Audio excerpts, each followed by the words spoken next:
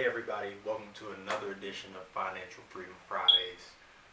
Today, this video is for a specific population. I really wanted to speak to the high school, college population today. And the reason why I want to give this information, and I feel like that is so important and is so vital, is because myself and a lot of other people that I know went through this situation and didn't have the proper information to begin with. And not that people probably weren't telling us, or one of the issues is probably we never asked and we just got jammed up. But I know a lot of people may be struggling with these things, so I want to share this information because this is something that I went through, and I know a lot of other people went through, that mined a lot of my resources and took a lot of money out of my pockets unnecessarily. So it's going to be primarily focused on credit and why it is so important to make sure that you control your behavior when applying for credit.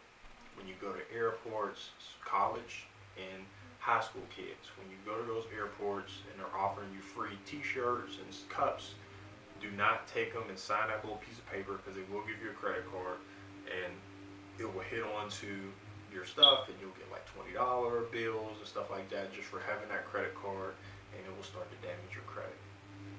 They'll offer you credit cards when you're in high school and you're in college, and a lot of people take it and look at it as free money, knowing that you may not have a job to pay some of that money back. And if you take it and you spend that money, it's going to negatively hurt your credit. So once you do get out of school and you start working, you're already in the hole as far as when you do buy something. They may approve you for it, but you're going to be paying 21% interest on an item that the average person only pays 3-4% for. So as a warning, it is okay to get a credit card as a high school or college person, but know the rules of the game before you start to play. So when you get this credit card at age 17, 18, 19, 20, make sure that you're probably going to only get approved for around $300 to $500. Make sure you stay under 20% of your limit, and you can do the math, and you can calculate 20% of 300, or you can calculate 20% of 500. You want to stay under that, and you want to pay that off monthly when you're at that age, and you don't really have a stable career, you don't have a job, maybe you have a work study, maybe your parents are sending you money, and you just need that little credit to float you. Use it to buy your socks or pay your cell phone bill, or small bills that you pay every month that you know you're going to have money to cover. But make sure you pay that one time, and you pay it off every month.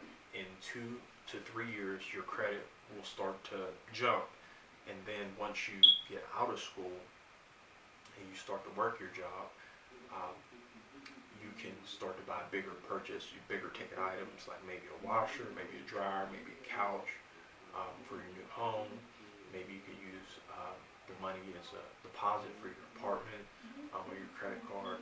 And then what happens is you're starting to get bigger ticket purchases, and they're starting to increase your limit, and your credit starts to build.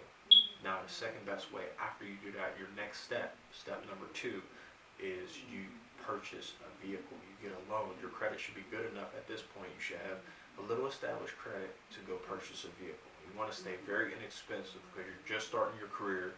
You just got a job. Most banks are going to give you a loan, but your interest is going to be a little bit higher. But if you've taken these necessary steps and you make sure your payments were on time with your credit card throughout high school and college, or around the end of high school going into college, you'll have some established credit for the bank to look at. Whatever you do not cancel that credit card. I don't care if you got it in over your head and you kind of messed it up a little bit. Once you cancel that credit card, you cancel all of that credit that you built over a period of 4 to 5 years.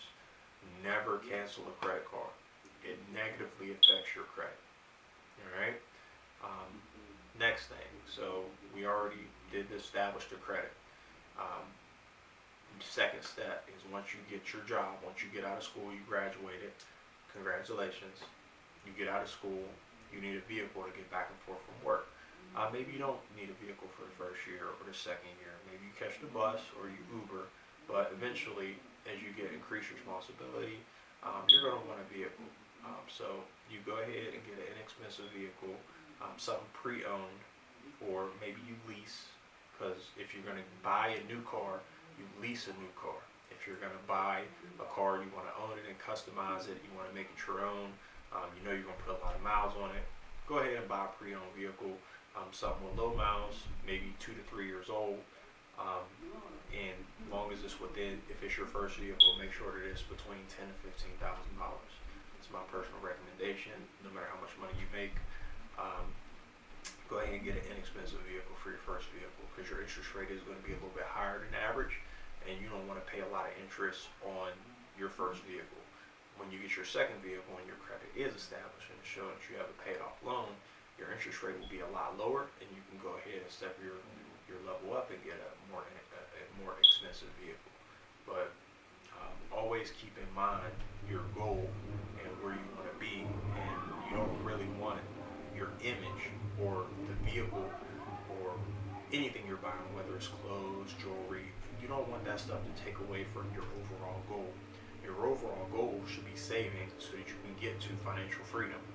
Financial freedom isn't an overnight thing. It doesn't happen in a day. It doesn't happen in a month. It doesn't happen in a few weeks. It takes years to achieve financial freedom. But what you're going to